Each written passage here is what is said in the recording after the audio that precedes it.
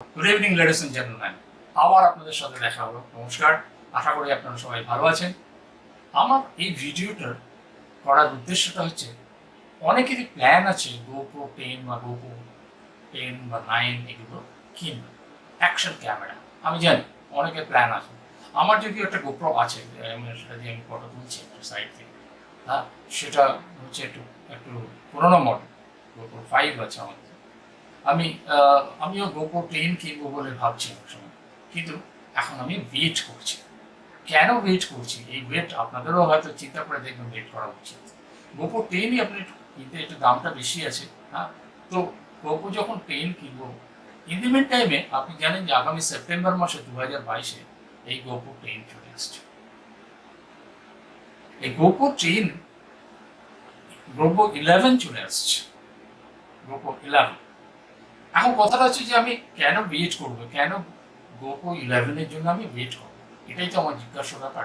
সেটার জন্য আমি আপনাদের বলবো কতগুলো পয়েন্টস আপনারা মনে রাখবেন।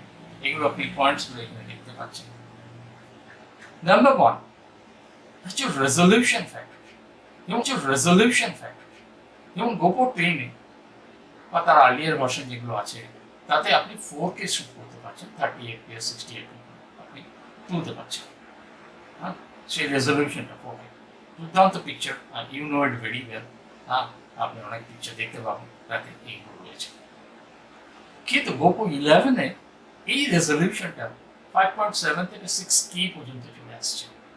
সেক্ষেত্রে তো আরো পারফেক্ট পিকচার আপনি দেখতে পাবেন, আরো perfection, picture quality and depth, fantastic. So this is number 1, resolution. Number 2, আপনারা জানেন যে GoPro 10-এ আপনার সিপিইউটা চেঞ্জ হয়েছে, ওটা GP2 প্রসেসর এসছে। এটাতেও GP2 প্রসেসরই আছে, কিন্তু সেই প্রসেসরটাও একটু কোয়ালিটি বা আর কিছুটা আপগ্রেড করা আছে। যেমন ধরুন বেটার কালার রেজলিউশনের জন্য, কালারের জন্য, বা ধরুন স্লো মোশনে চলার জন্য, প্রসেসিং পাওয়ারটা আরো বেশি করার জন্য এইগুলো আপগ্রেড হয়েছে, হবে আশা করি এগুলি। So this is number 2 point, GP। আর নাম্বার 3, গোপ্রোতে যে প্রবলেম হচ্ছে, লো লাইটে ফটোটা খুব একটা ভালো আসে, এটা একটা প্রবলেম। সো ডে লাইটেই বেটার হয়। কিন্তু আমার এই 11-এ, GoPro 11-এ এই প্রবলেমটা হয়তো অনেকটা মিটেছে। আমার লো লাইটেও আমি বেটার ফটোগ্রাফি করতে পারবো। This is number 3 point. Number 4 points হচ্ছে hyper smooth.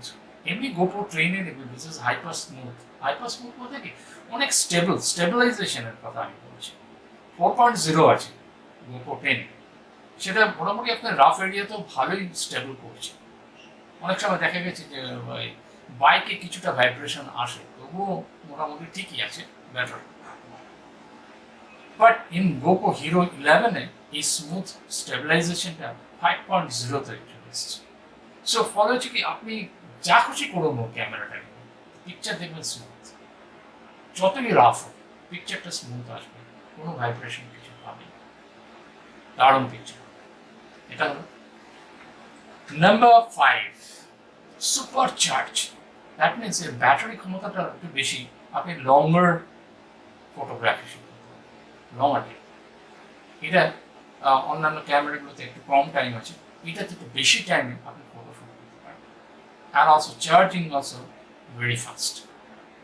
Okay, so this is number 5 point, আপনারা মনে রাখবেন। এই 5 পয়েন্টের জন্যই কিন্তু আমি ওয়েট করে আছি GoPro 11 কবে আসবে। আপনারাও যদি ইচ্ছুক হয় কিনতে, আমি আপনাদের বলবো যে GoPro 11 আসা পর্যন্ত একটু ওয়েট করুন, দেখুন কি হয়। হ্যাঁ,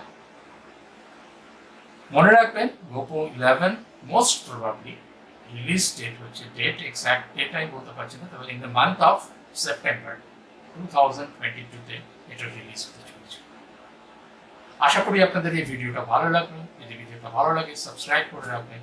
আমি এরকমই টেকনিক্যাল কিছু কিছু কথাবার্তা আপনাদের ভিডিও তৈরি করে জানাবো, যেটা আপনাদের পক্ষে কেনা সুবিধে হবে।